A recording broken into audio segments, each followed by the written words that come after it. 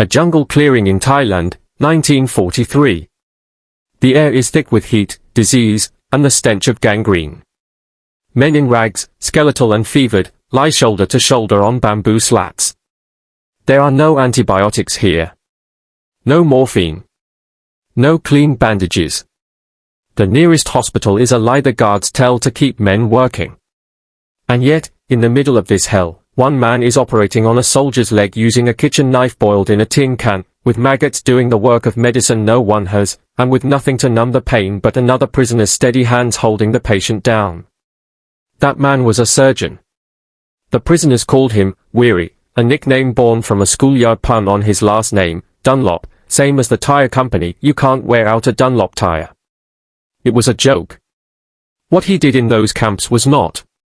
By the time the war ended, historians estimate his leadership, medical ingenuity, and refusal to bend to Japanese brutality had helped keep alive thousands of men who had every reason to die. This is the story of Colonel Edward WWII Dunlop, the doctor who turned starvation, torture, and disease into a battlefield he refused to lose. Edward Dunlop was born in 1907 in rural Victoria, Australia, the son of a farming family that knew hardship intimately. He grew up tall, eventually reaching 6'4", strong, and restless, the kind of young man who seemed built for more than one life. He trained first as a pharmacist, then set his sights higher, working his way through medical school in Melbourne while boxing competitively and playing rugby for Australia. He was, by every account, formidably capable, the sort of man other men instinctively followed, not because he demanded it, but because he simply carried himself like someone worth following. By the late 1930s, Dunlop was a respected young surgeon with a promising career ahead of him in London, studying under some of the finest medical minds in the British Empire. Then the world changed. War broke out in Europe, and Dunlop, ever the man who moved toward danger rather than away from it, joined the Australian Army Medical Corps. He served first in the Middle East, treating the wounded of the North African campaign. But in 1942, as Japan's forces tore through Southeast Asia with terrifying speed, Dunlop was sent to Java, in the Dutch East Indies, to help organize medical defenses against the coming invasion. It didn't go well. Japan's advance was unstoppable. Singapore had already fallen, the greatest military surrender in British history. Java was next. And on the 8th of March 1942, Dunlop and thousands of Allied troops became prisoners of war. He had no way of knowing it yet, but surrendering his weapon was the beginning of his true war, one fought not with guns, but with a scalpel, his bare hands, and an unbreakable will. In 1943, Dunlop and thousands of other POWs were shipped to Thailand to become slave labor on one of the most infamous engineering projects of the war, the Burma-Thailand Railway, later known simply as the Death Railway. The Japanese Imperial Army needed a supply line connecting Thailand to Burma to support their campaign against British India. The terrain was brutal, dense jungle, steep mountains, monsoon rains that turned earth to mud overnight. Engineers had estimated the railway would take 5 years to build using modern equipment. The Japanese gave themselves one. To meet that impossible deadline, they turned to the only resource they had in abundance, human beings. Around 180,000 Asian laborers and over 60,000 Allied POWs were forced to build 258 miles of railway through some of the most unforgiving terrain on Earth, hacking through solid rock, building bridges by hand, working 18-hour days on starvation rations. Dunlop was sent to a camp called Konyu, later infamous under a name the prisoners themselves gave it, Hellfire Pass. The nickname came from the sight of emaciated men working through the night by torchlight, cutting a channel through solid rock, the flickering flames against the rock face looking, to exhausted eyes, like the gates of hell itself. Men were dying constantly, from starvation, from tropical ulcers that ate down to the bone, from cholera outbreaks that could kill a healthy man within hours, from beatings, from simple exhaustion. And standing between these men and complete annihilation was Dunlop, now the senior medical officer, with almost nothing to treat them with. Here is what Dunlop had to work with: no antibiotics, because penicillin was still a wartime secret barely available to Allied hospitals, let alone POW camps. No morphine, rationed to almost nothing. No sterile equipment. No proper surgical tools. No bandages beyond rags boiled again and again until they fell apart. What he had was his training, his hands, and a refusal to accept that nothing meant no options. When tropical ulcers threatened to consume men's legs down to the bone, a common and horrifying condition in the camps, Dunlop and his fellow medical officers turned to an old, unsettling technique. They allowed maggots to consume only the dead, infected tissue, leaving healthy flesh intact. It sounds barbaric. It saved limbs that modern medicine, without antibiotics, could not have saved any other way.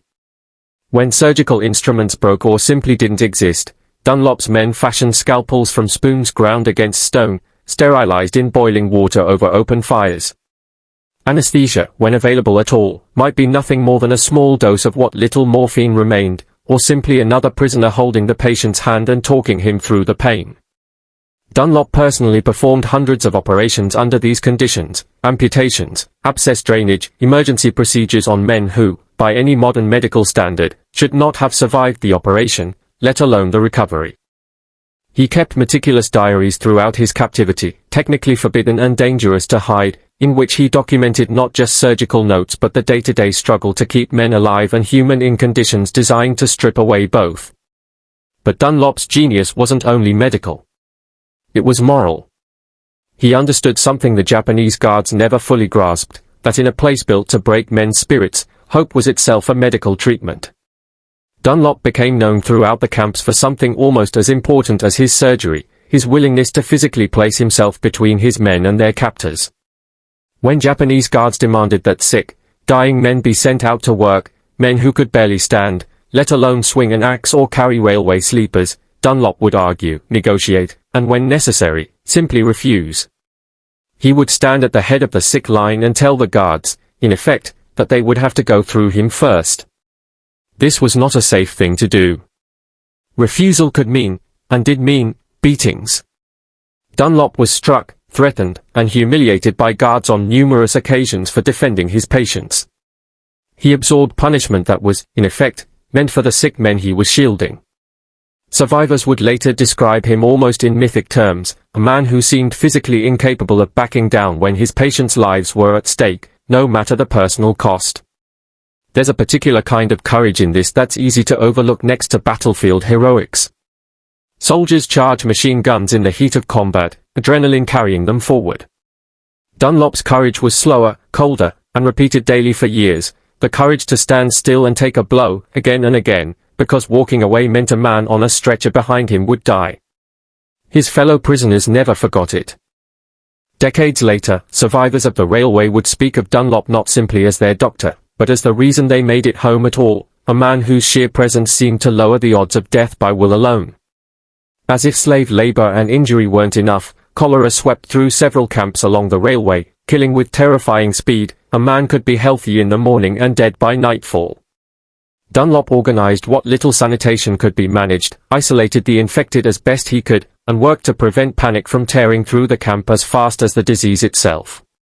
Food, meanwhile, was reduced to survival-level rations, small amounts of rice, sometimes supplemented by whatever could be foraged or occasionally smuggled.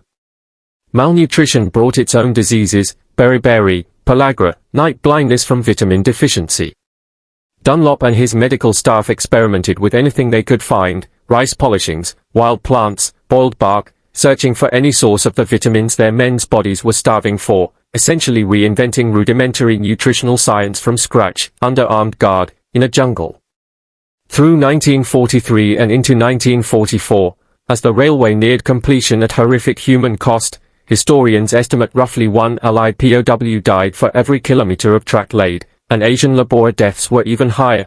Dunlop continued moving between camps, treating patients, negotiating with guards, and somehow maintaining the diaries that would later become one of the most important first-hand accounts of the POW experience in the Pacific War. He was eventually moved to other camps as the war ground toward its end, continuing the same work, the same defiance, the same insistence that men under his care would be treated as human beings even when everything around them insisted otherwise. When Japan surrendered in August 1945, Dunlop and the surviving POWs were finally freed. He returned to Australia not as a broken man, but as a figure already taking on legendary status among those who had survived alongside him. He resumed his career as a surgeon, but he never stopped advocating for former POWs, pushing for their medical care, their pensions, their recognition, and eventually for reconciliation between Australia and Japan, a stance that surprised many given what he had endured. Historians and survivors alike have credited Dunlop's leadership, medical ingenuity, and physical defiance with saving thousands of lives across the camps he served in, sometimes cited at figures approaching 10,000 men, when accounting for his influence across multiple camps and years of continuous medical command, though the exact number is, by nature, impossible to calculate with precision. What is not in dispute is the testimony of the men themselves, that without Dunlop, the death toll along that railway would have been very much higher.